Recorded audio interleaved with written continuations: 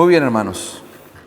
Comenzamos con la serie expositiva del Evangelio según Marcos.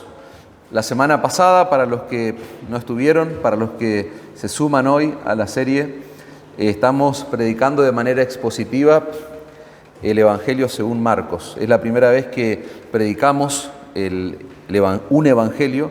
Siempre hemos estado trabajando y estudiando las cartas. Y bueno, para nosotros es un verdadero desafío como iglesia porque sin duda que Marcos nos va a llevar a contemplar la vida preciosa y perfecta que tuvo Cristo y por supuesto la muerte atroz que recibió nuestro Señor en favor de pecadores como nosotros. Eso es lo que va a ocurrir cuando contemplemos Marcos en su totalidad. Así que yo doy gracias a Dios por sus vidas. Repito, para los que no saben, la predicación se graba y se sube al canal de YouTube, así que lo pueden seguir ahí, pueden escuchar la última predicación. Bien, la semana pasada nosotros comenzamos esta serie y vimos que el Evangelio según San Marcos comienza abruptamente con la aparición del precursor del Señor Jesucristo, que es nada más y nada menos que Juan el Bautista. Marcos nos va a mostrar a Juan el Bautista bautizando allí en el río Jordán y anunciando la llegada de ese gran rey, de ese Mesías esperado por el pueblo de Israel, ese Mesías prometido en el Antiguo Pacto.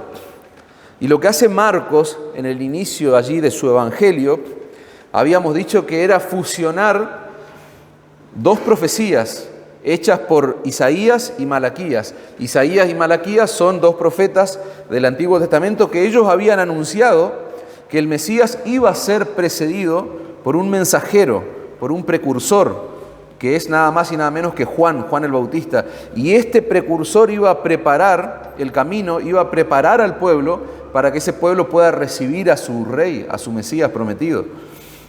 La aparición de Juan el Bautista en el desierto de Judea nosotros vimos que fue un acontecimiento sumamente importante, porque hubo revuelo, podríamos decir, allí en la ciudad.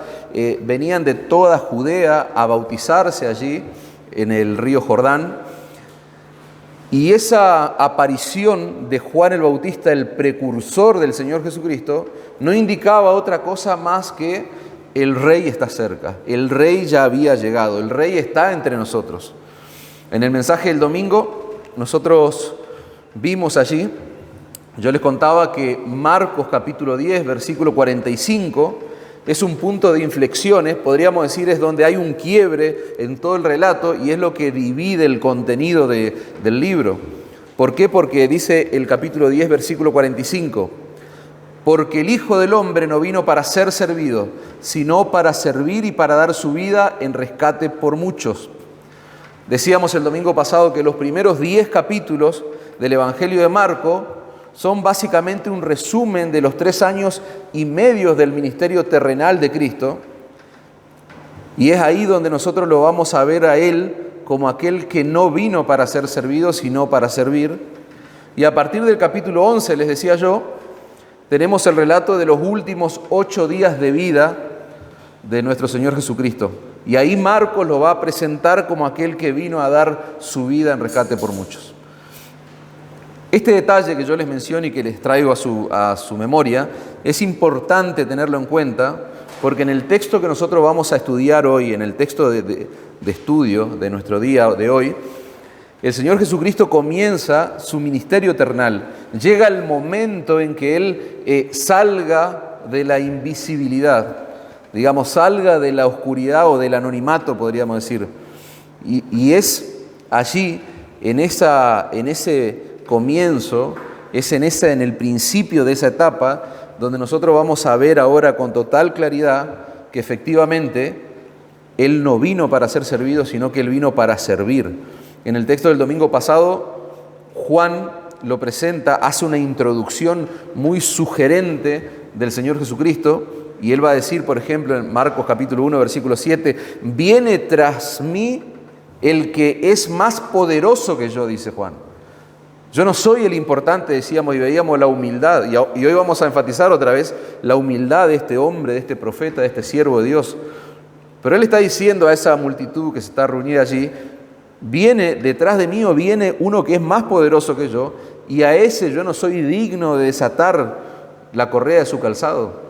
Porque él está proclamando a un rey, el rey glorioso del universo que se hizo hombre, decíamos la semana pasada, ese Dios que entra en la historia para redimirnos a nosotros. Y con esa introducción uno pensaría que el ministerio de nuestro Señor Jesucristo estaría marcado por cierto esplendor o cierta grandeza, pero ahora nosotros vamos a ver en el texto que no fue así, porque Marco nos muestra que el Señor Jesucristo comienza siendo bautizado. Ahí hay una rareza que ahora vamos a hablar de eso. Posteriormente va a decir Marco que él es llevado a un desierto desolador, peligroso, lleno de bestias salvajes, lleno de fieras, dice. Estuvo sin comer por 40 días. Y la frutilla del postre, aunque no sé si podemos decir la frutilla del postre, pero es que en esa terrible condición Jesús tiene que soportar ser tentado nada más y nada menos por el enemigo de nuestras almas, por Satanás. Así que con esta breve introducción vamos a la lectura del texto y dice así el capítulo 1 de Marcos, versículo 9. Aconteció que en aquellos días que Jesús vino de Nazaret de Galilea y fue bautizado por Juan en el Jordán, y luego cuando subía del agua vio abrirse los cielos y al Espíritu como paloma que descendía sobre él, y vino una voz de los cielos que decía: Tú eres mi Hijo amado, en ti tengo complacencia. Y luego el Espíritu le impulsó al desierto y estuvo allí en el desierto 40 días. Y era tentado por Satanás y estaba con las fieras y los ángeles le servían. Hasta ahí el texto de la palabra de Dios. Fíjense que lo primero que destaca Marcos, hermanos, es a Jesús siendo bautizado por Juan el Bautista. Y ahí está la rareza que yo les decía antes, la particularidad. Hay algo que nos tiene que llamar la atención de ese acontecimiento si nosotros miramos el tipo de bautismo que hacía Juan el Bautista. El Señor Jesucristo, desde el minuto 1, ese es el énfasis que Marco está poniendo en el texto, porque desde el minuto 1, el Señor Jesucristo está identificándose con pecadores que están siendo bautizados en el río Jordán. Dice el texto que fue bautizado por Juan en el Jordán. Como le dije antes, durante 30 años el Señor Jesucristo estuvo en el anonimato, podríamos decirle, en silencio, allí en una localidad que se llama Nazaret. Y si uno estudia algunas singularidades de este lugar, del lugar de residencia donde el Señor estuvo durante muchos años, vamos a encontrarnos con un pueblo insignificante, un pueblo rural que no tenía ni siquiera significancia política o religiosa. Pero por la luz que nos da el texto bíblico, nosotros vemos que se acerca el momento de comenzar el ministerio público del Señor Jesús. Y fíjense este detalle precioso de nuestro Salvador. Él, en lugar de hacerse visible, en lugar de ir, por ejemplo, a ese espacio o a esa localidad donde sucedía todo, donde sí había significación política y religiosa, y estoy hablando de Jerusalén, estoy hablando del templo, en lugar de ir a ese lugar a identificarse como el rey, como el Mesías prometido, Jesús toma la decisión de irse al desierto de Judea, toma la decisión de irse a un lugar donde hay un hombre que está bautizando pecadores. El Señor Jesucristo va y se une a un grupo de pecadores que están siendo bautizados por Juan el Bautista. Y ese detalle es sumamente importante. Nosotros no tenemos que olvidar, hermanos, que el bautismo de Juan el Bautista era una señal de arrepentimiento. El bautismo de Juan tenía que ver con arrepentimiento de pecados, vimos la semana pasada. Y era una manera simbólica de mostrar la realidad del arrepentimiento en el interior del corazón. Marcos 1:4, el texto que estudiamos la semana pasada, dice: bautizaba Juan en el desierto y predicaba el bautismo de arrepentimiento para perdón de pecados. Y salían a él toda la provincia de Judea, lo que yo le decía, el acontecimiento que era que Juan esté allí proclamando y bautizando. Dice, salían de toda la provincia de Judea y todos los de Jerusalén, y eran bautizados por él en el río Jordán, confesando sus pecados. ¿Cuál es el escenario? Yo quiero que vos te imagines. Para entender a profundidad lo que está pasando en nuestro texto, tenés que imaginarte el escenario, el Señor Jesucristo allí en medio de un montón de pecadores. La gente que iba a ser bautizada allí por Juan eran pecadores que eran plenamente conscientes de cuál era su verdadera condición, por eso estaban yendo allí hacia Él. Y en esa multitud nosotros podemos arribar a la conclusión de que había adúlteros, de que había mentirosos y todos los pecados que vos quieras agregar, corruptos, borrachos, hombres soberbios, orgullosos, ladrones, prostitutas, y la lista podría ser interminable. El Señor Jesucristo empezó a formar parte de una lista de pecadores que eran conscientes de su condición, hermanos. Es un detalle para tomar nota allí. Y era más que obvio para Juan, y ahora nos vamos a dar cuenta por qué, que el Señor Jesucristo no debía estar en ese lugar, o no encajaba, podríamos decir, en nuestras palabras, en ese lugar. Por eso es que Juan va a tener una reacción de oposición a bautizarlo al Señor Jesucristo, que no lo menciona Marcos, pero sí lo menciona Mateo en su Evangelio, y va a decir, mas Juan se le oponía diciendo, yo necesito ser bautizado por vos, no vos por mí. Dice el texto, yo necesito ser bautizado por ti, ¿y tú vienes a mí?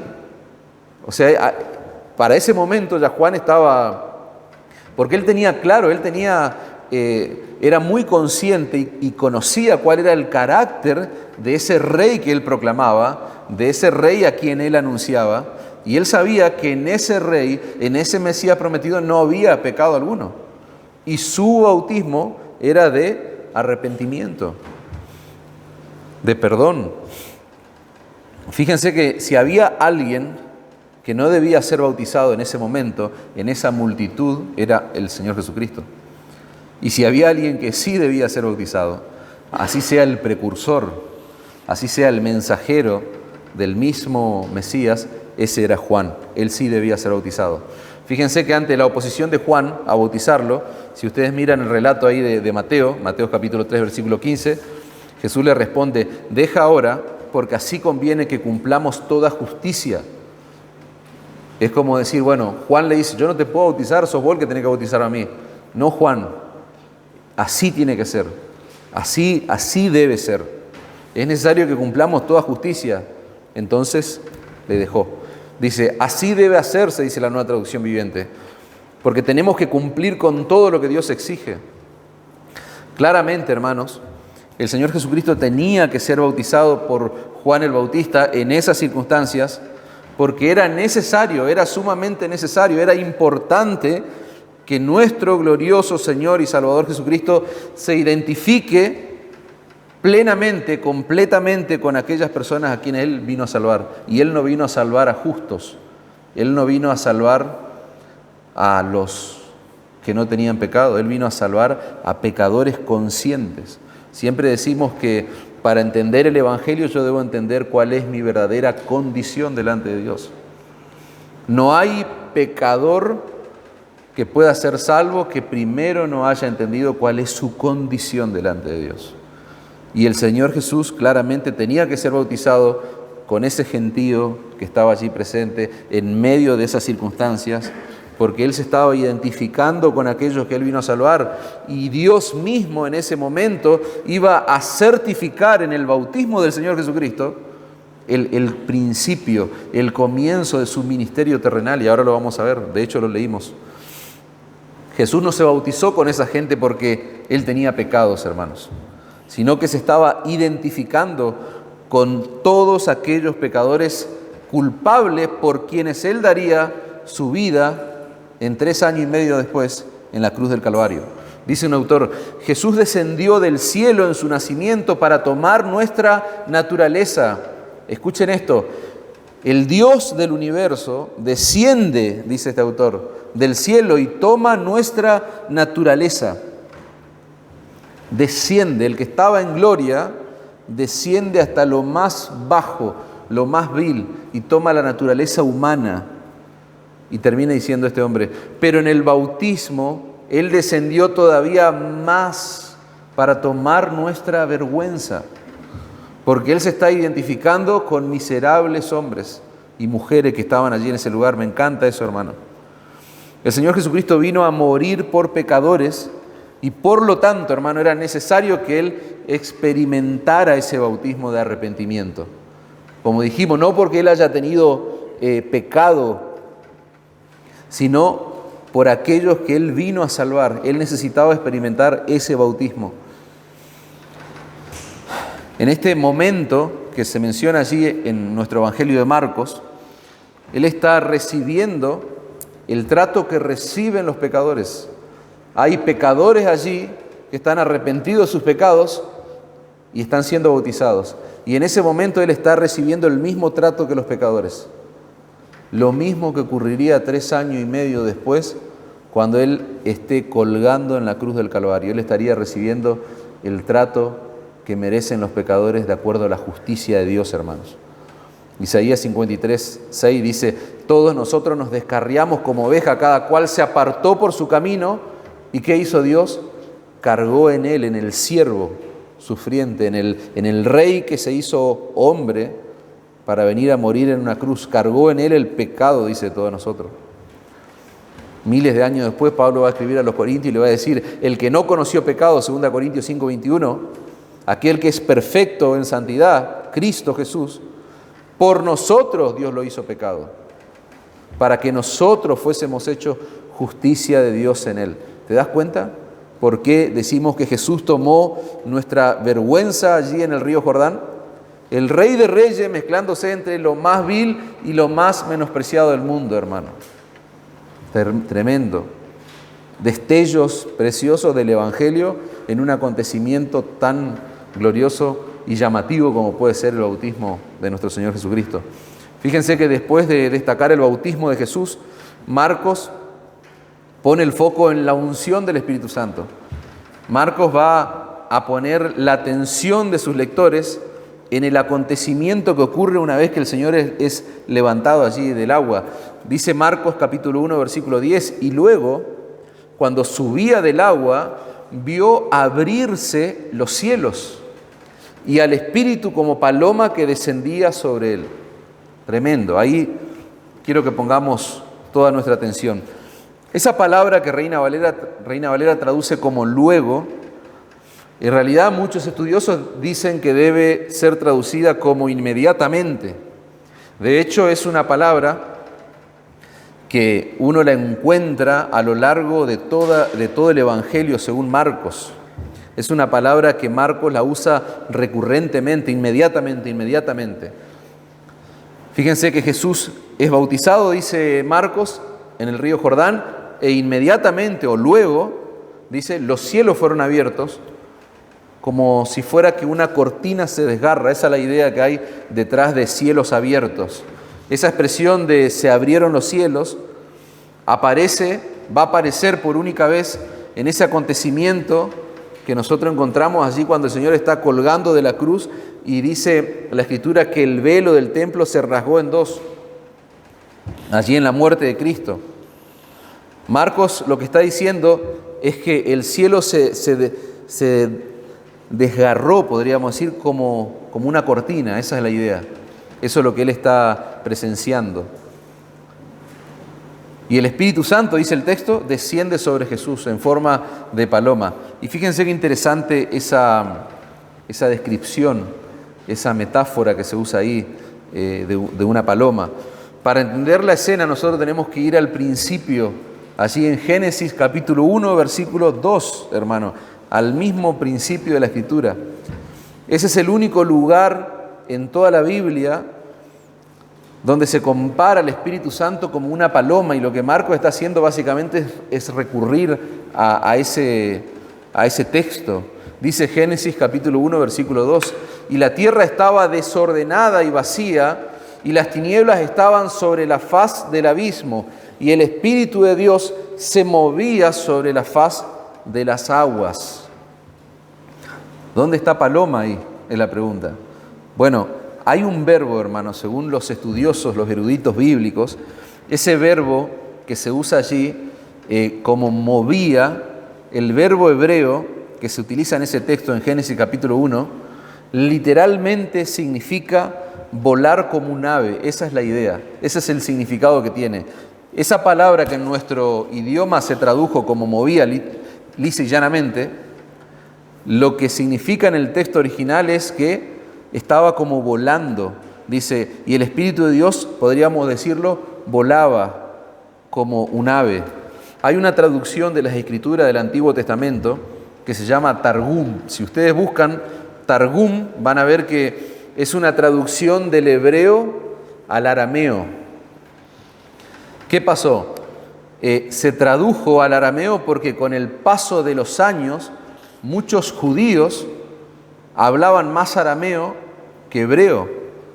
Entonces hay una traducción de las antiguas escrituras del Antiguo Testamento que está escrita en arameo. Y fíjense lo curioso, cuando los mismos judíos tradujeron a esa versión, ellos con la intención de captar lo que dice Génesis 1 acerca del Espíritu de Dios, lo tradujeron de esta manera. La traducción dice esto: y la tierra no tenía forma y estaba vacía, la traducción a nuestro idioma, ¿no?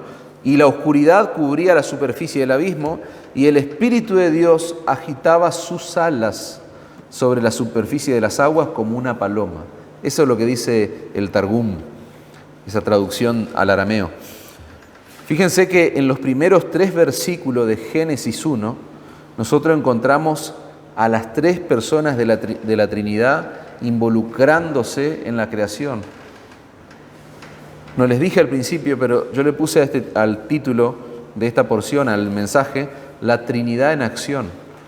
Porque lo que nosotros vamos a ver, lo que nosotros estamos viendo en Marcos, es lo que desde el principio se vio, la Trinidad en acción, involucrándose, por ejemplo, en la creación. Dice Génesis 1:1, en el principio creó Dios los cielos y la tierra estaba desordenada y vacía, y las tinieblas estaban sobre la faz del abismo, y el Espíritu de Dios se movía sobre la faz de las aguas. ¿Y saben qué dijo Dios? Dijo, sea la luz, y la luz fue hecha.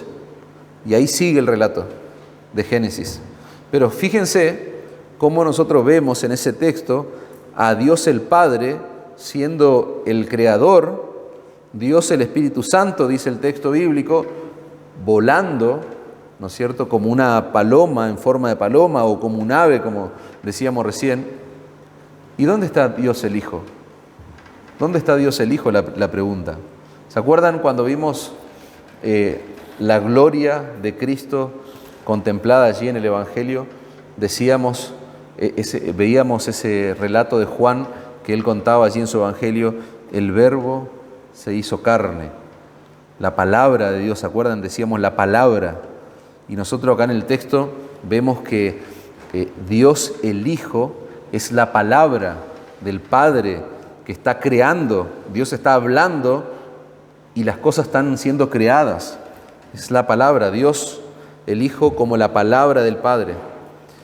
Y lo mismo, la misma escena nosotros encontramos allí en el bautismo que relata Marcos. Dios el Hijo es bautizado en su encarnación, el Espíritu Santo viene sobre él en forma de paloma, y Dios el Padre hace escuchar su voz desde los cielos, y va a decir allí en el versículo 11, y vino una voz de los cielos que decía, este es mi Hijo amado, tú eres mi Hijo amado, en ti tengo complacencia. Marcos nos muestra claramente, hermano, que las 3 personas de la Trinidad estuvieron involucradas en la creación, así como están involucradas ahora en el mismo bautismo de Cristo, y así como estarán involucradas allí en la obra de la cruz, en la obra de redención. Este acontecimiento, hermano, que nosotros estamos estudiando, está sucediendo en el bautismo de Jesús, decíamos, y eso es una evidencia. Lo que Marcos está relatando, eso que se desgarra el cielo y desciende el Espíritu Santo como paloma, lo que Marcos está relatando, hermano, es una evidencia de que el Señor Jesucristo iba a depender en todo del Espíritu de Dios durante su ministerio terrenal. Y esto grabátelo a fuego. El Señor Jesucristo, la segunda persona de la Trinidad, tenía que depender en todo del Espíritu de Dios durante su ministerio en la tierra. Jesús tuvo que ser ungido por el Espíritu Santo en su humanidad perfecta para llevar a cabo la obra que Dios le había encomendado. Eso es lo que nos enseña la Escritura. Isaías 42:1 dice, he aquí mi siervo, dice, yo le sostendré, mi escogido, en quien mi alma tiene contentamiento. Isaías 42:1, fíjense el testimonio que está dando Dios de su siervo, dice, yo le sostendré, Él es mi escogido. Ustedes se dan cuenta que las palabras que está usando Isaías son las mismas palabras que aparecen en nuestro texto. Dice, en quien mi alma tiene contentamiento. Este es mi Hijo amado, en ti tengo complacencia, dice Marcos. Y fíjense que Isaías sigue diciendo, es puesto sobre él mi espíritu. Él traerá justicia a las naciones. Yo le sostendré, sobre él he puesto mi espíritu, dice Dios. Él traerá justicia a las naciones. Ni siquiera el Señor Jesucristo, hermano, pudo hacer lo que tenía que hacer sin la ayuda del Espíritu Santo. Y eso es fuerte para nosotros. Eso tiene que ser un golpe allí a nuestra mente, a nuestro corazón, hermano. Repito, ni siquiera el Señor Jesucristo pudo hacer lo que Él tenía que hacer sin la ayuda del Espíritu Santo. Y yo creo que vos ya estás pensando en, ¿seré consciente de la presencia, del rol, del trabajo, de la manera en que obra el Espíritu Santo en mi vida? Y si no estás pensando en eso, hacete esa pregunta en este momento. La mejor interpretación, hermano, de lo que ocurrió allí en el río Jordán nos da Lucas, el Evangelio según San Lucas. Pueden buscar Lucas capítulo 3, versículo 21. Aconteció que cuando todo el pueblo se bautizaba, también Jesús fue bautizado. Y orando el cielo se abrió, fíjense que ese detalle nos lo menciona Marcos. Y descendió el Espíritu Santo. Se abre el cielo, desciende el Espíritu Santo sobre él en forma corporal, como paloma, y vino una voz del cielo que decía, tú eres mi Hijo amado, en ti tengo complacencia. Ahí algo importante para que marques, desciende el Espíritu Santo. Si vos das vuelta a la página en Lucas 4:1, vas a ver a Jesús lleno del Espíritu Santo. Volvió del Jordán y fue llevado por el Espíritu al desierto por 40 días y era tentado por el diablo. Si vos saltás a Lucas 4:14, vas a ver que Jesús volvió en el poder del Espíritu Santo a Galilea. Lucas 4:14, y se difundió su fama por toda la tierra alrededor. Si mirás el versículo 16, vas a ver que dice, vino a Nazaret, donde se había criado, y en el día de reposo entró en la sinagoga, conforme a su costumbre, y se levantó a leer. Ahora sí él fue a Nazaret, allí a la sinagoga. Antes dijimos de Nazaret fue al desierto. Ahora él se encuentra allí en la sinagoga. Se le dio el libro del profeta Isaías y habiendo abierto el libro, halló el lugar donde estaba escrito, el Espíritu del Señor está sobre mí, por cuanto me ha ungido. Es lo que Marcos está mostrando en su Evangelio, la unción del Espíritu Santo. Para dar buenas nuevas a los pobres, dice el Señor, me ha enviado a sanar a los quebrantados de corazón, a pregonar libertad a los cautivos y vista a los ciegos, a poner en libertad a los oprimidos, a predicar el año agradable del Señor. ¿Te das cuenta todo lo que el Señor está resumiendo, que formaba parte de su plan de trabajo a partir de entonces, a partir de ese momento? ¿Y quién estaba vigorizando todo lo que él tenía que hacer? El Espíritu Santo está sobre mí, le está diciendo allí a esos fariseos. Me ha ungido. Las Escrituras nos están mostrando, hermano, que el Señor fue ungido por el Espíritu Santo allí el día de su bautismo. Fíjense cómo cierra él la lectura en la sinagoga. Y enrollando el libro lo dio al ministro y se sentó y los ojos de todos en la sinagoga estaban fijos en él. Y comenzó a decirle, hoy se ha cumplido esta escritura delante de vosotros. Hoy soy yo el ungido de Dios. El Espíritu de Dios está sobre mí. Y les decía antes, eso tiene que golpear nuestra conciencia, nuestro corazón. Eso tiene que ser una lección para nosotros. Yo quisiera aplicar el texto, hermano, que ustedes se examinen en este momento. El Señor Jesucristo fue lleno del Espíritu Santo, dijimos, para poder hacer todo lo que hizo durante sus 3 años del ministerio terrenal. Eso nos tiene que convencer de manera absoluta, hermanos. Eso nos tiene que convencer a cada uno de los que estamos acá de que nosotros no podemos hacer nada, absolutamente nada, que valga la pena sin la unción, sin el favor, sin el poder, sin la ayuda, sin depender del Espíritu Santo. O sea, nada podés hacer. ¿Por qué? Porque el Hijo de Dios requirió del poder del Espíritu Santo para hacer todo lo que tenía que hacer. Entonces sería necio de parte nuestra pretender que no necesitamos del Espíritu Santo para hacer lo que tenemos que hacer. Nosotros necesitamos, hermano, estar juntos como iglesia en constante oración pidiendo al Señor que vigorice nuestra vida con el poder de su Espíritu Santo.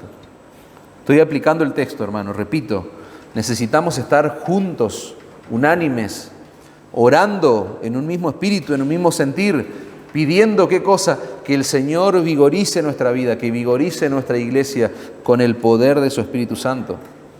Nosotros tenemos que pedirle al Señor que Él avive el fuego de su Espíritu en nuestros corazones. Y eso no se traduce, hermano, en cosas místicas. Parece ser que los pentecostales solamente tienen el monopolio de expresiones como esa, que avive el fuego en nuestro corazón. No, hermano. Eso es bíblico. Nosotros necesitamos que pedirle a Dios que Él avive el fuego de su Espíritu en nuestros corazones, pero eso no se traduce en misticismo, eso no se traduce en hechos extraordinarios, en experiencias carismáticas. Eso se traduce en un verdadero avivamiento de piedad y santidad en la iglesia. Eso es lo que nosotros tenemos que pedirle, que el Señor avive el fuego de su Espíritu para que podamos vivir vidas piadosas, para que seamos más santos, para que la iglesia sea más santa. Eso se traduce en pecadores que vienen a Cristo en arrepentimiento y fe, reconociendo que necesitan urgente la misericordia y el perdón de Dios. Esa es la obra del Espíritu Santo, hermano. No podemos dejar de orar. Tenemos que clamar a Dios por eso. Que Dios avive el fuego de su Espíritu. Eso se traduce en pasión y amor por las Escrituras. Eso se traduce en pasión y amor por la Biblia, para que nosotros podamos conocer más al Dios de la Biblia. Eso se traduce en pasión y amor por los perdidos, para que podamos llevar el Evangelio de Cristo. Y si ustedes quieren ver eso, hermano, en esta iglesia, nosotros tenemos que orar. No hay otra receta. Tenemos que orar, tenemos que clamar al Señor por esto, unánimes. ¿Ustedes se piensan que si nosotros oramos por esto, Dios nos va a responder con un no? Ponete a pensar, vamos a usar la lógica humana ahora. ¿Vos te pensás que si vos orás conforme a estas verdades que yo te estoy contando, que yo te estoy expresando, vos pensás que Dios te va a responder con un no? Nosotros necesitamos depender del Espíritu de Dios, hermano. Y tenemos que ser una iglesia que ora por eso, fervientemente, permanentemente, continuamente. Porque de lo contrario es absolutamente imposible, hermanos. Imposible que veamos el poder de Dios actuando en medio nuestro. Si no hacemos todo lo que hacemos en dependencia del Espíritu de Dios, yo no quiero hacer nada, hermano. Esa sería la idea. O sea, si no hacemos todo lo que queremos hacer, los planes nobles que tenemos como creyentes o como iglesia, si no lo hacemos en dependencia del Espíritu de Dios, que Dios maldiga nuestros planes, hermanos. Que Dios maldiga nuestros planes. Personalmente, hermano, una aplicación que yo lo hago y lo traslado a la iglesia. Yo como pastor, yo necesito la unción del Espíritu Santo para predicar la palabra de Dios con fidelidad, con eficacia. Alejandro, que él predica también la palabra de Dios, necesita la unción del Espíritu Santo para enseñar la Escritura. Yo necesito orar por eso, pero también necesito que ustedes oren por eso. Necesito que la iglesia ore por eso. Ustedes no tienen idea, hermano, de la debilidad con la que un hombre que pretende ser fiel a su palabra se para acá en este lugar. No tienen idea, es una debilidad tremenda, hermanos. O sea, no es algo que se pueda hacer en fuerzas humanas. Yo estoy allá atrás y estoy orando, estoy sudando, estoy temblando, porque da temor predicar la palabra de Dios, hermano. Porque un día uno es consciente de que dará cuenta de lo que hace. No estamos jugando a la iglesia, no estamos jugando a ser predicadores. Lamentablemente hoy hay de todo en el mundo evangélico. Payasada, circo, show, hermano. Pero nosotros tenemos que orar para que nuestro pastor, nuestros pastores, nuestros maestros, nuestros enseñadores de la palabra sean maestros temerosos de la palabra de Dios, hermano. ¿Para qué? Para que haya creyentes temerosos, para que haya creyentes piadosos que amen a Cristo y su iglesia. ¿Vos creés que si tenemos maestros fieles a la palabra de Dios va a haber creyentes que van a vivir en cualquiera, que van a hacer cualquiera? Puede pasar, pero la iglesia, la membresía va a estar consolidada, hermano, va a estar edificada sobre el fundamento de la Escritura. Y para eso, ¿qué necesitamos? Necesitamos el poder del Espíritu de Dios y necesitamos clamar en oración por ello, hermano. Pero no solo el pastor necesita la unción del Espíritu Santo, hermano. No solo el pastor necesita ser vigorizado por el Espíritu de Dios para proclamar y predicar la verdad, sino que cada miembro de esta iglesia, si vos sos un verdadero creyente, vos necesitas la unción del Espíritu Santo para poner tus dones en beneficio del cuerpo. Vos necesitas el Espíritu Santo que esté fortaleciendo tu vida para que tus dones y todas las habilidades y todo lo que Dios te dio lo puedas poner en beneficio de tus hermanos. Vos necesitas la unción del Espíritu Santo para alcanzar a los perdidos con la predicación del Evangelio. Dejar de mirar para adentro. Estamos viciados de nosotros, necesitamos pensar en los demás, pensar en aquellos que se están perdiendo, llevar el Evangelio de Cristo. Necesitamos depender del Espíritu Santo para luchar con nuestro pecado. Vos necesitas ser ungido, fortalecido por el Espíritu para luchar por ese pecado que mora en tu vida, porque no somos perfectos. Aún después de haber creído, aún después de haber entregado nuestra vida a Cristo, no somos perfectos. La naturaleza pecaminosa aún está en nosotros. Nosotros necesitamos la unción del Espíritu Santo para seguir creciendo en santidad, hermano. Necesitamos del poder del Espíritu de Dios. Necesitamos del Espíritu Santo para aplicar su palabra a nuestro corazón, para aplicar su palabra en nuestra vida, para andar en obediencia, hermanos. ¿Saben qué texto debería grabarse a fuego en nuestra mente y en nuestro corazón? Zacarías 4:6. No es con ejército, no es con fuerza, sino con mi espíritu. Así ha dicho Jehová de los ejércitos. No es con nuestras fuerzas, hermanos, es con el Espíritu de Dios. Nuestro Señor Jesucristo, dijimos, necesitó depender del Espíritu Santo en todo para hacer todo lo que hizo. Repito, en todo para hacer todo. Ese rey que se hizo siervo, que dice Marcos, que vivió y sirvió en plena dependencia del Espíritu de Dios, ese rey en ningún momento dejó de depender del Espíritu de Dios. Y de nosotros no se espera algo menor, hermanos, de ninguna manera. Fíjense que el texto nos muestra que el Señor Jesús no solo recibe la unción del Espíritu Santo, sino que también recibe la aprobación de su Padre. Marcos capítulo 1, versículo 11.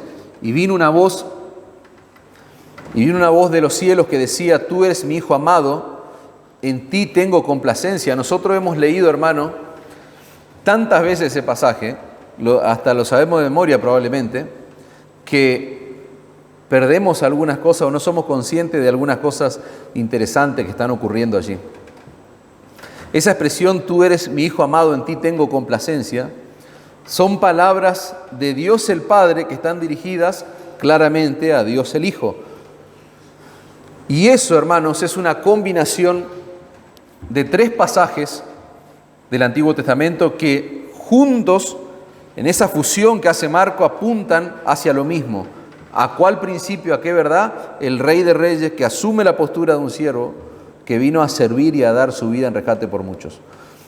Fíjense que en el pasaje anterior Marco hace una fusión de Isaías y Malaquías. Ahora acá nosotros encontramos una fusión de 3 pasajes del Antiguo Testamento que están combinados. Génesis capítulo 22.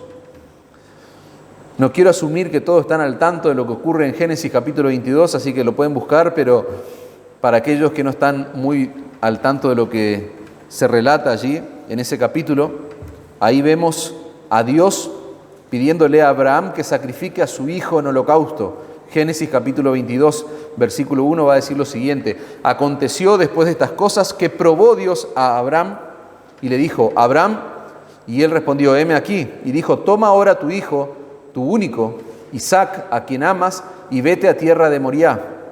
y ofrécelo allí en holocausto sobre uno de los montes que yo te diré. Isaac, hermanos, era el hijo amado de Abraham. Era el único que iba a heredar la promesa que Dios le había hecho a Abraham. Lo dejamos en stand-by y después vamos a volver allí a Génesis 22. Pero les dije que lo que está relatándose en Marcos 1:11 es una combinación de 3 pasajes, le dije antes. Bueno, Génesis 22 y Salmo 2:7. En el Salmo capítulo 2, ahí vemos que Dios se dirige al Mesías llamándole mi hijo y promete darle por herencia a las naciones. Va a decir el versículo 7, yo publicaré el decreto, Jehová me ha dicho, mi hijo eres tú, yo te engendré hoy, pídeme y te daré por herencia a las naciones y como posesión tuya los confines de la tierra. Ese es el segundo pasaje. El tercer pasaje es Isaías 42, el texto que leímos hoy, hace un momento, donde Dios el Padre nos presenta allí a su siervo sufriente. Dice el versículo 1, he aquí mi siervo, yo le sostendré, mi escogido en quien mi alma tiene contentamiento. Isaías 42, versículo 1, he puesto sobre él mi espíritu, él traerá justicia a las naciones.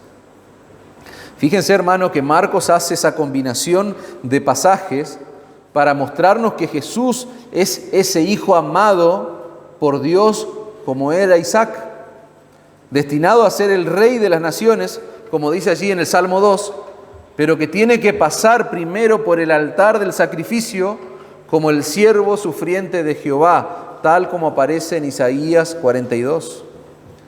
Estas palabras, hermanos, de la aprobación de Dios que vemos allí en Marcos 1:11, nos presentan a Jesucristo como aquel que siempre hizo lo que el Padre quería que Él hiciera. Por eso el Padre se complace, dice el texto, en Él.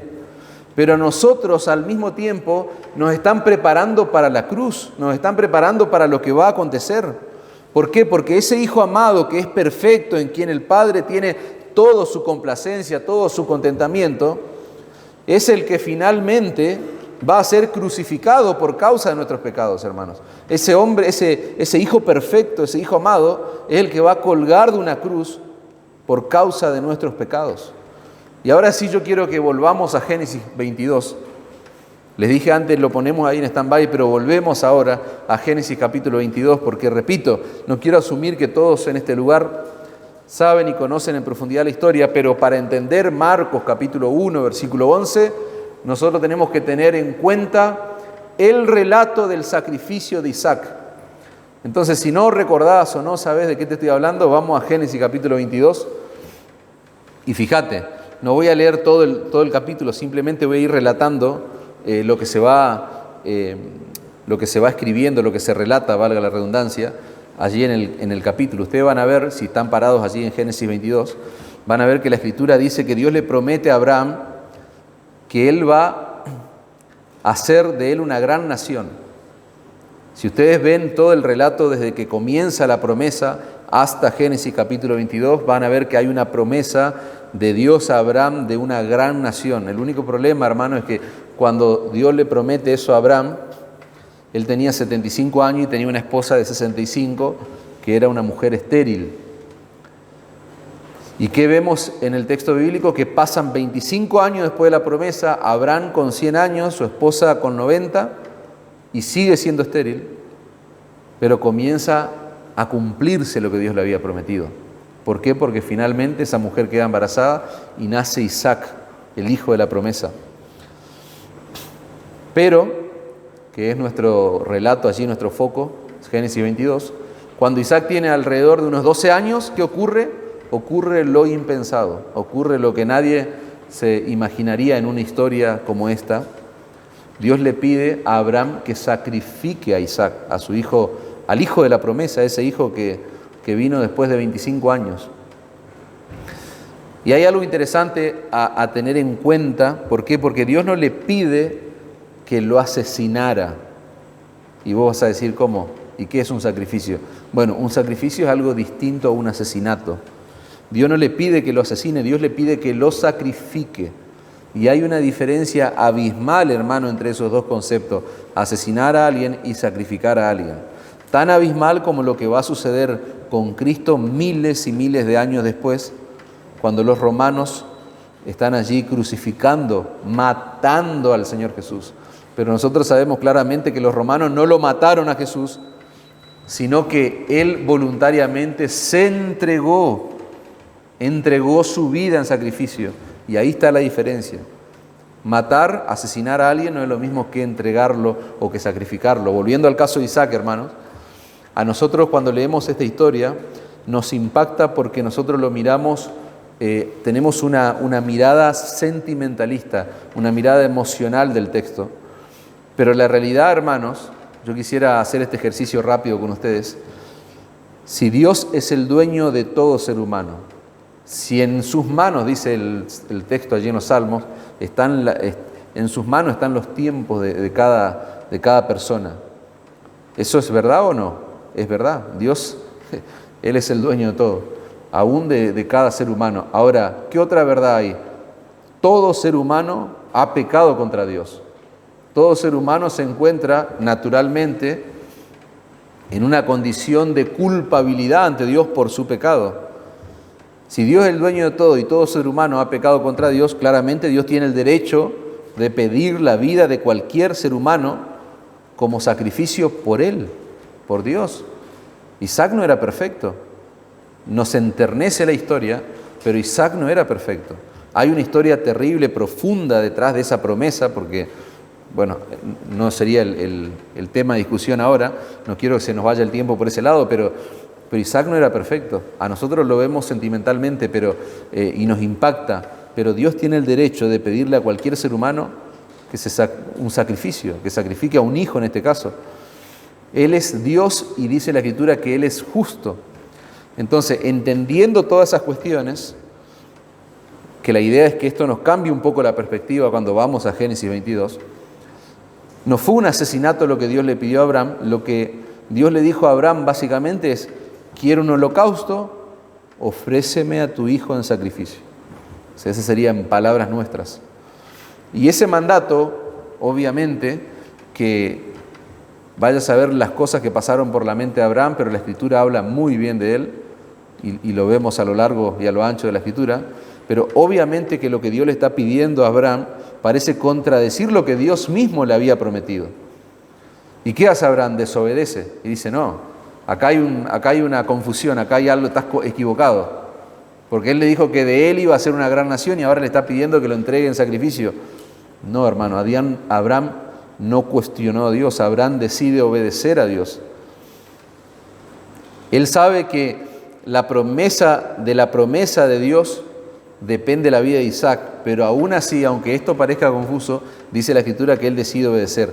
Y me encanta como lo expresa un autor, dice: con el razonamiento de la fe, Abraham puso su confianza en Dios de que Isaac sería preservado y protegido aún si tuviera que levantarlo de los muertos.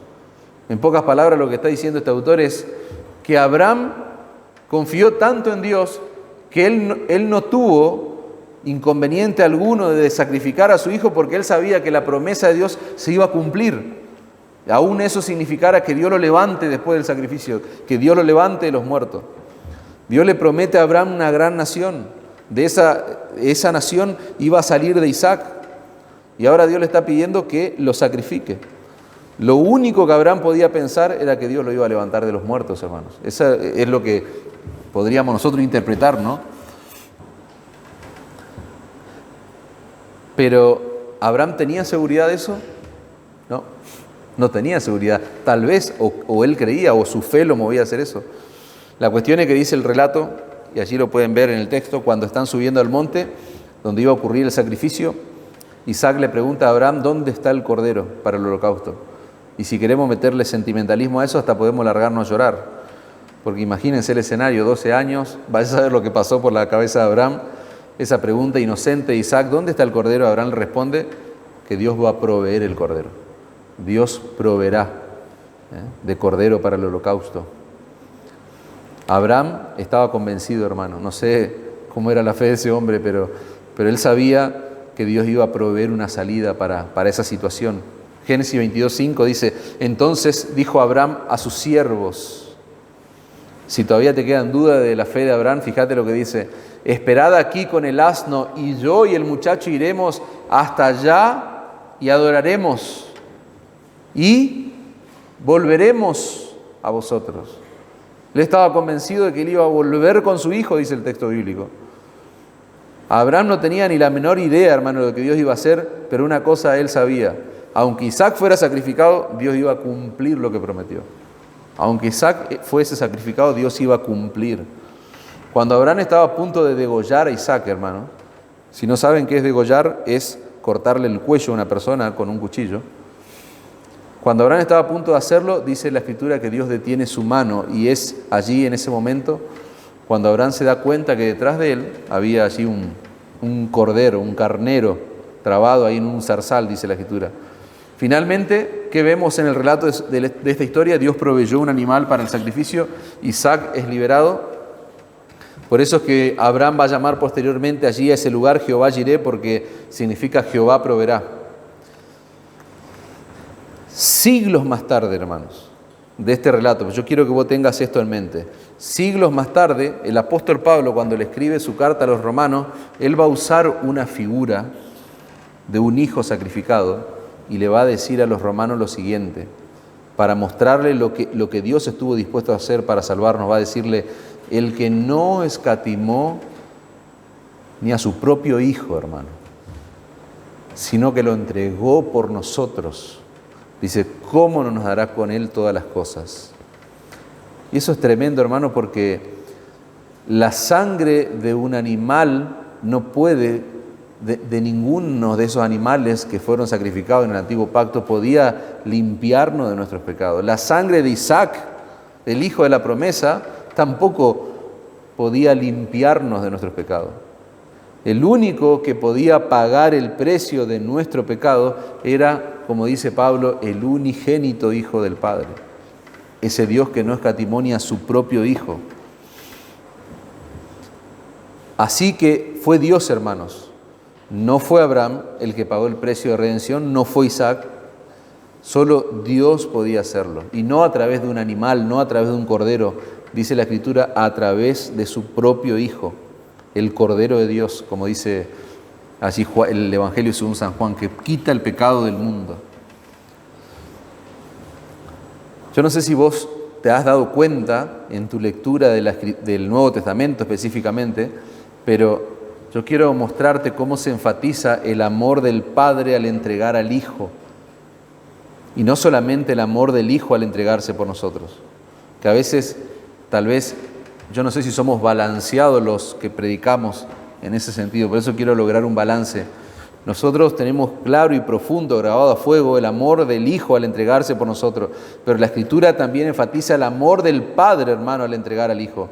De tal manera amó Dios al mundo que dio a su Hijo unigénito, para que todo aquel que en él cree no se pierda, mas tenga vida eterna. Dios el Padre entregó a su Hijo, al Hijo amado en quien Él se complace. Romanos 5:8, mas Dios muestra su amor para con nosotros, en que siendo aún pecadores, Cristo murió por nosotros, hermanos. Pero ¿qué dice Pablo? Dios muestra su amor. Dios muestra su amor entregando a su Hijo. Fue Cristo el que murió, pero Pablo está resaltando en Romanos el amor del Padre al entregar lo más valioso a su Hijo amado, hermano.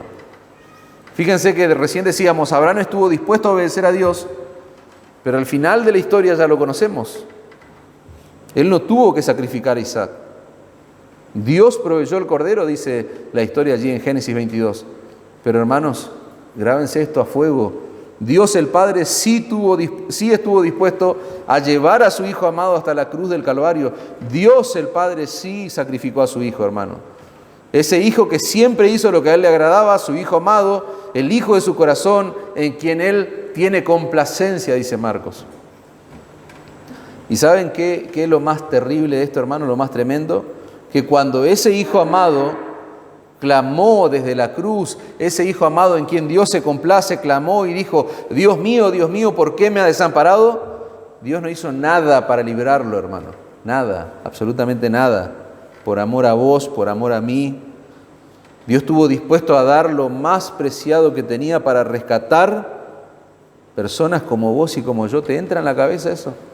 que Dios esté dispuesto a dar lo más valioso para rescatar lo más vil y lo más menospreciado?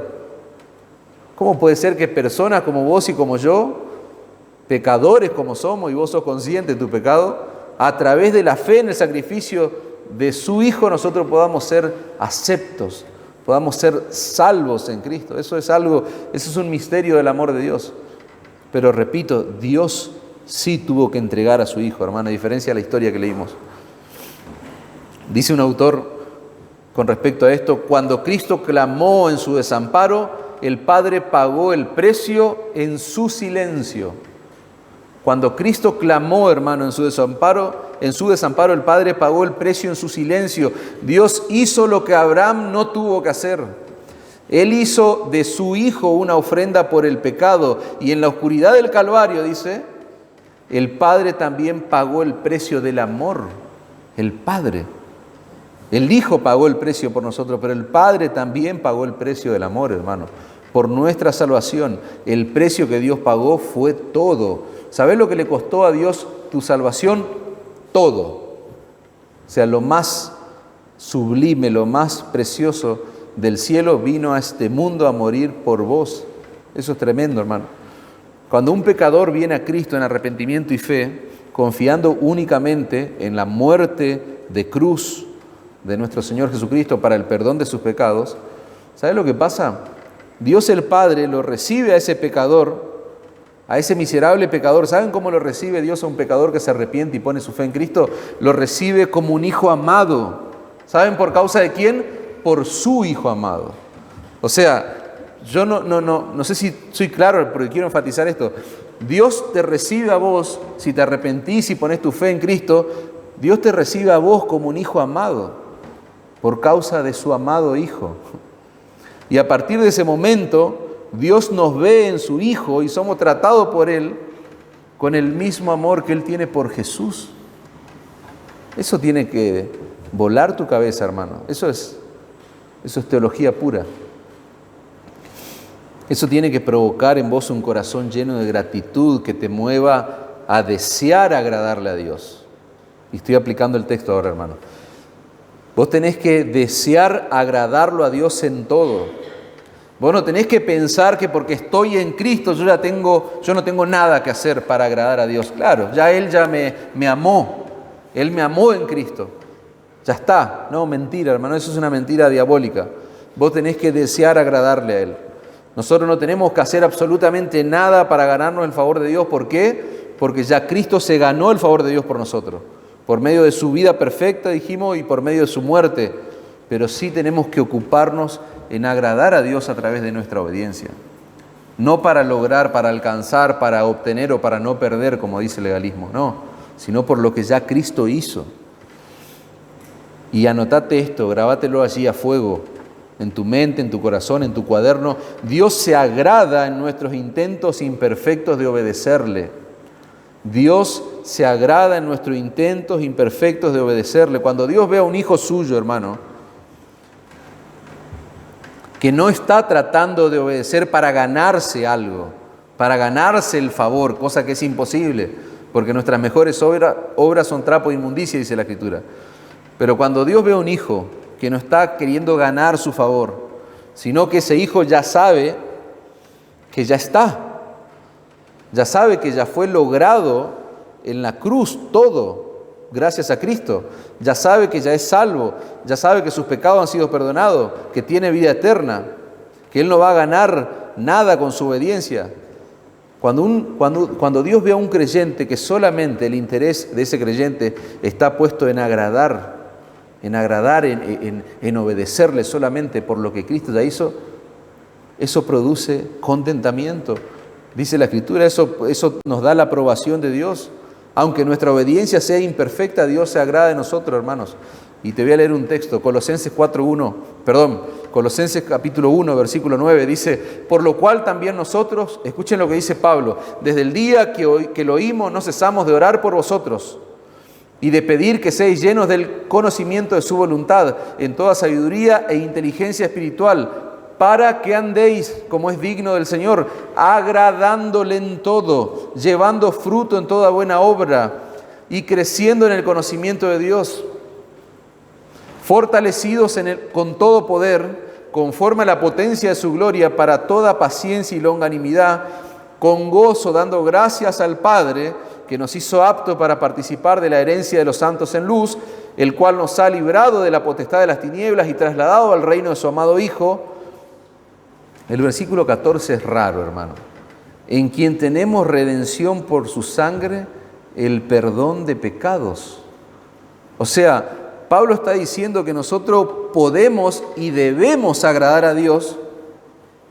¿Cómo? ¿Así de imperfecto como somos? Sí, hermano, así de imperfecto como somos. Y al mismo tiempo dice Pablo que en Cristo tenemos redención por su sangre, el perdón de pecados. ¿Te das cuenta que Dios se agrada de nuestra obediencia imperfecta? Eso es tremendo, hermano. ¿Por qué? Porque todo el tiempo, mientras estemos en esta vida y mientras haya tiempo, vamos a tener la posibilidad de ir a esa fuente de gracia y de perdón, que es el Evangelio, hermanos. Para ir finalizando y no ocupar demasiado tiempo, hermano, paciencia, unos minutos más. Fíjense que el planteo que hace Marcos del enfrentamiento con Jesús es un planteo muy particular que no lo encontramos, no está en los otros evangelios, está relatado con más detalle, pero fíjense que Marcos dice, y luego el Espíritu le impulsó. Después de ese acontecimiento glorioso que el Señor es ungido con el Espíritu Santo, vigorizado con el Espíritu Santo, el Espíritu le impulsó al desierto, estuvo allí en el desierto 40 días y era tentado por Satanás y estaba con las fieras y los ángeles le servían. Fíjense que, a modo de resumen, Marcos viene relatando que Juan el Bautista acaba de anunciar, de proclamar a ese rey, a ese Mesías prometido que estaba entre nosotros, que había llegado. ¿Qué hizo ese rey glorioso allí, nuestro Señor Jesucristo? Dice, acude al Jordán, decíamos, para identificarse con pecadores que viene a salvar. Él participa del bautismo de esos pecadores y ahora dice Marcos que le esperan 40 días de ayuno y un enfrentamiento atroz con Satanás. Un enfrentamiento atroz y ahora vamos a ver por qué. Y ese enfrentamiento de Jesús con Satanás no fue casual. ¿Por qué? No fue una casualidad, no fue que ocurrió allí. No, eso ya estaba determinado. Dice la Escritura que el Espíritu lo llevó al desierto. El Espíritu Santo, que lo había ungido allí en ese momento, lo lleva, lo impulsa al desierto. ¿Por qué, hermano? Porque era necesario que Satanás sea vencido allí en ese contexto en el cual Adán fue derrotado. Y hablábamos este sábado con los chicos acerca del primer Adán y el segundo Adán. Gloria a Dios por nuestro segundo Adán, que es Cristo. Para eso necesitamos pensar en el principio, hermano, en Génesis. Allí el relato de Génesis. Cuando Adán y Eva se rebelan contra Dios, hermano, en el huerto del Edén, Dios les promete enviar un Salvador en Génesis capítulo 3, versículo 15. El sábado le decíamos a los chicos, grábense a fuego. Este es el primer evangelio. Dicen los teólogos, el protoevangelio. Génesis capítulo 3, versículo 15, la promesa de que Dios iba a restaurar, de que Dios iba a enviar a uno que iba a aplastar la cabeza de Satanás, a uno que iba a ser tan humano como Adán, que iba a derrotar al diablo y que nos iba a hacer partícipes a nosotros de su victoria, hermano. Esa es la promesa que está allí en Génesis capítulo 3, versículo 15. Y nosotros necesitamos tener ese trasfondo en mente para entender el relato de la tentación que hace Marcos allí. Hay un detalle sumamente importante, hermano. Fue como hombre que Jesús se enfrentó a Satanás, no como Dios. Por eso fue un enfrentamiento atroz. Fue como hombre, hermano, no como Dios. Jesús era verdaderamente Dios y verdaderamente hombre, al igual que vos y yo, pero sin pecado. Él era 100% hombre. Y la pregunta es la siguiente, hermano. Si Jesús no tenía pecado, ¿fue realmente una atroz tentación la que Él sufrió? ¿Por qué? Porque cuando el diablo te tienta a vos, cuando Satanás te tienta a vos, es conforme a tu pecado, es conforme a tu concupiscencia, dice la Escritura. ¿Qué es concupiscencia? Esos deseos que afloran allí en nuestro corazón, que se inclinan hacia el pecado. Y si Jesús no tenía pecado, ¿fue real? ¿Fue realmente una tentación compleja y difícil? Sí, hermanos, nunca dudemos de eso. Fue tan real como la tentación de Adán y Eva en el huerto del Edén. O sea, tan real como la tentación de Adán y Eva, cuando todavía no habían pecado. Adán y Eva fueron creados en un estado perfecto de santidad, hermanos.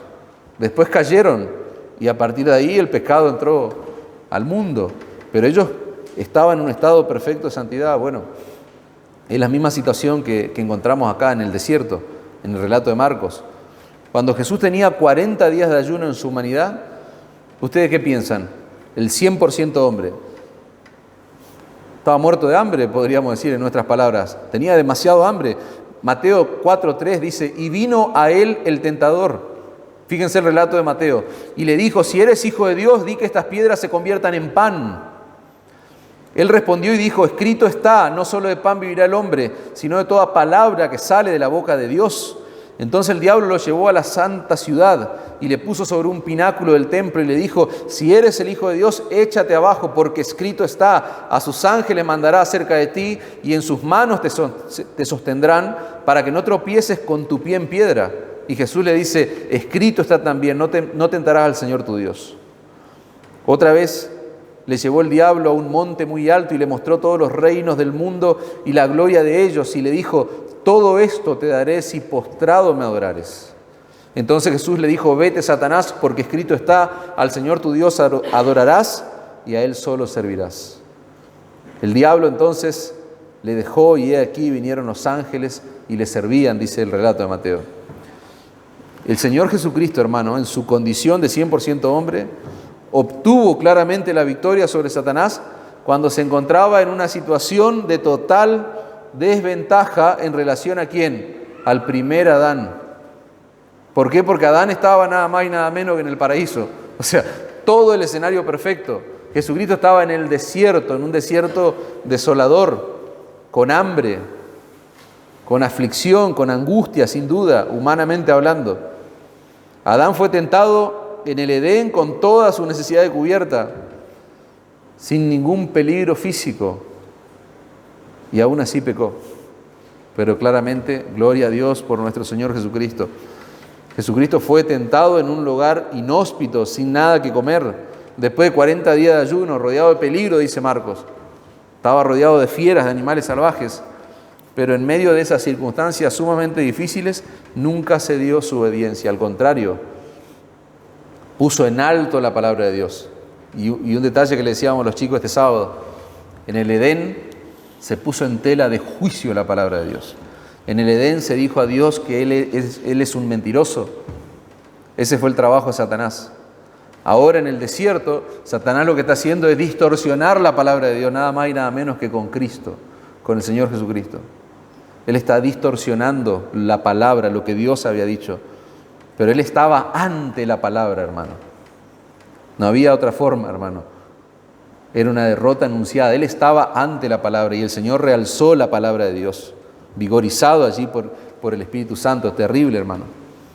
Dice un autor, por el pecado de Adán este mundo vino a ser un lugar bajo la maldición de Dios.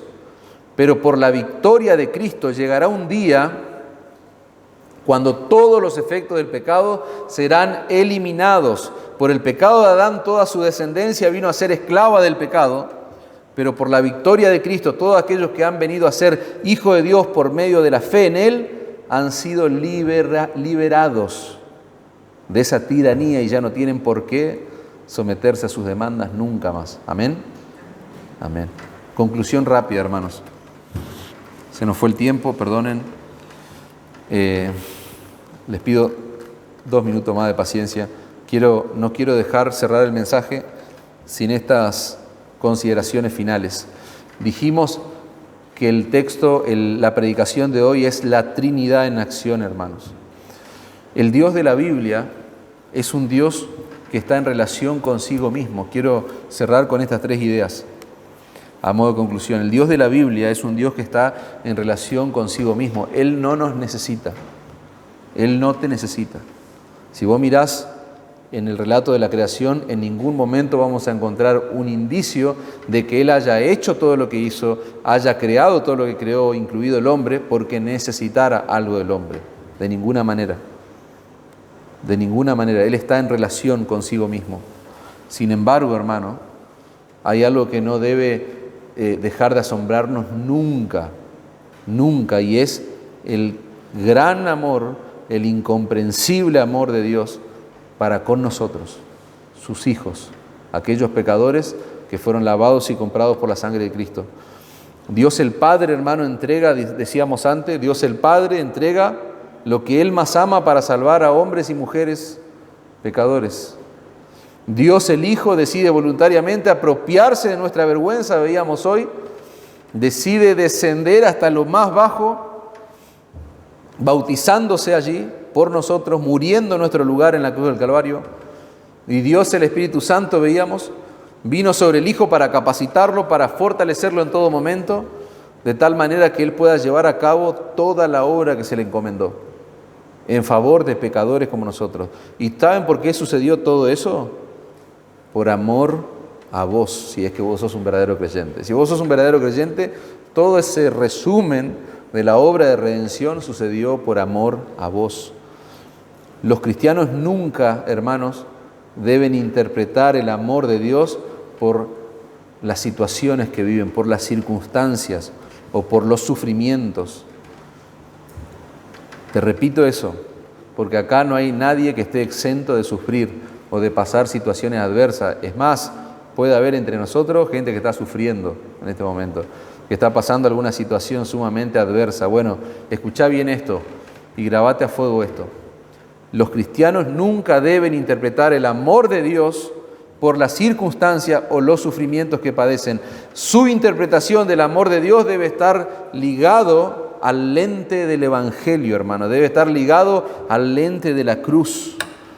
Yo no sé si vos estás sufriendo o estás pasando circunstancias difíciles en tu familia, en tu matrimonio, en tu trabajo, en tu vida personal. Pero si vos sos un creyente, vos tenés que recordar que Dios te ama con un amor incomprensible. Dios te ama con un amor extraordinario. ¿Y sabes qué? Lo probó entregando a su único Hijo en la cruz y no necesita hacer nada más para probarte que te ama. Entonces, ese sufrimiento te va a llevar a ver de manera confusa el amor de Dios. Vos tenés que ir a la cruz y contemplar el amor de Dios de ese lugar. Él hizo ya lo suficiente. Y vos y yo sabemos, si nos sacamos las caretas, es que aún a pesar de que Él no tiene que hacer nada por nosotros a nuestro favor, porque ya lo hizo todo, nosotros somos testigos de su gracia día tras día. Otra consideración final. Continuamente, hermano, nosotros tenemos pruebas, tenemos tentaciones. Y qué alentador es ver al Señor en el desierto. Qué alentador es ver al Señor siendo tentado allí por Satanás. Qué alentador, hermano, es saber que el Señor Jesucristo nos entiende cuando estamos en pruebas y en tentaciones. ¿Por qué? Porque dice la Escritura que Él fue tentado según nuestra semejanza, pero sin pecado. Muchas veces cuando estamos en medio de luchas, nosotros pensamos que a nadie le pasa lo que a mí me está pasando. Nadie sufre como yo estoy sufriendo. Nadie es tentado con las tentaciones que yo tengo. Muchas veces nos sentimos solos, pero ¿saben qué? La Escritura nos muestra a viva voz que no estamos solos, que el Señor nos entiende. Y escuchá esto, Él envió su Espíritu Santo a morar en vos, dice la Escritura, para fortalecerte, para proveerte todo lo que vos necesitás, todos los recursos de su gracia.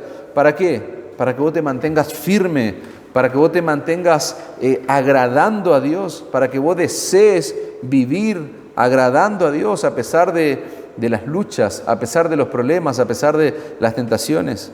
Vos sabés que Marco escribe su evangelio, según algunos historiadores, según algunos eruditos, en plena persecución de Nerón. Se estaba persiguiendo a los cristianos allí en el primer siglo. Muchos cristianos estaban siendo arrojados a fieras, estaban siendo devorados por leones. ¿Y ustedes se imaginan el impacto que esto habrá tenido, este evangelio habrá tenido en esos creyentes allí del primer siglo? ¿Ustedes se imaginan el impacto que habrá tenido en los creyentes leer que el Señor Jesucristo en esa condición de desfavorable, en esa condición de debilidad allí en el desierto, durante 40 días pasando hambre, era tentado por Satanás, estaba rodeado por fiera salvaje? ¿Saben? ¿Ustedes se imaginan el impacto que eso pudo haber tenido en las mentes de ellos? Y si vos no te imaginás el impacto que eso pudo haber tenido en la mente de ellos, ¿sabes qué? Vos necesitas estudiar la historia de los primeros cristianos, allí del primer siglo. ¿Sabes por qué? Porque ellos iban con valor y ánimo a ser devorados, hermano. A ser devorados. ¿Pero por qué? Porque no se esperaba algo menor que eso. Lo que decíamos antes. Ellos estaban vigorizados, hermanos. Ellos estaban orando mientras eran devorados por las fieras. Sin duda, hermano, que el ejemplo de Cristo tuvo que haber sido de gran aliento para ellos. Y la pregunta es, ¿lo es para vos en este día, en este tiempo, en estos tiempos, en estos años que vivimos? Se puede obedecer a Dios, hermano, aún en medio de circunstancias difíciles. Se puede obedecer a Dios. Nuestra obediencia no depende de las circunstancias. ¿Saben por qué? Porque tenés que mirar a Adán pecando ahí en el paraíso y tenés que mirar a Cristo obedeciendo en el desierto. Y ahí está, se derrumba todos los argumentos que nosotros podamos poner en medio de sufrimiento. No hay nada más poderoso, hermano. Grabate esto en tu mente. No hay nada más poderoso que el Espíritu Santo de Dios morando y obrando en nuestras vidas. El mismo Espíritu Santo que vigorizó a Cristo en el desierto, el mismo Espíritu Santo que vigorizó a los creyentes del primer siglo y a los creyentes de toda la era, es el mismo Espíritu Santo que mora en vos, si vos pertenecés a Cristo. Y por último, hermano, qué glorioso Salvador que tenemos. Lo que Marcos nos mostró hoy, el texto de Marcos, es nada más y nada menos que en un solo lugar, en una sola persona, en Cristo, solo en Jesús. Allí es donde hay salvación, hermano. Él reúne todas las condiciones. Él es aquel Hijo en el cual el Padre se complace. Él reúne todas las condiciones que se requieren para que Dios pueda otorgarnos su perdón, hermanos, sin pasar por alto su justicia. Solo Dios podía pagar esa deuda infinita. Eso es lo que nos dice el Evangelio. Esa deuda que tenemos nosotros por causa de nuestro pecado, solamente Dios. Y para eso Cristo vino al mundo, hermanos. Todo lo que estamos en este lugar tenemos que entender que el único ser que realmente agrada al Padre, el único en quien el Padre tiene contentamiento, es en Jesús. Y en todos aquellos que están unidos a Jesús por medio de la fe. ¿Se acuerdan lo que decíamos? Aquellos que se arrepintieron de sus pecados, aquellos que están en Cristo, es gracias a Cristo que el Padre nos mira con amor. Y la pregunta es, ¿estás en Cristo? ¿Estás en Jesús? Dios puede decir, en Él, en vos tengo contentamiento. En ningún otro, hermanos, hay salvación, dice la Escritura, porque no hay otro nombre bajo el cielo dado a los hombres en que podamos ser salvos. Cristo murió en una cruz para darle vida a los que en Él creen, hermanos. Si no es tu Salvador, ¿sabes lo que vos tenés que hacer en este momento? Amigos, hermanos, si no es tu Salvador, corre a los pies de Cristo. Andá a Cristo en arrepentimiento y fe. Clamá por misericordia y perdón. Amén.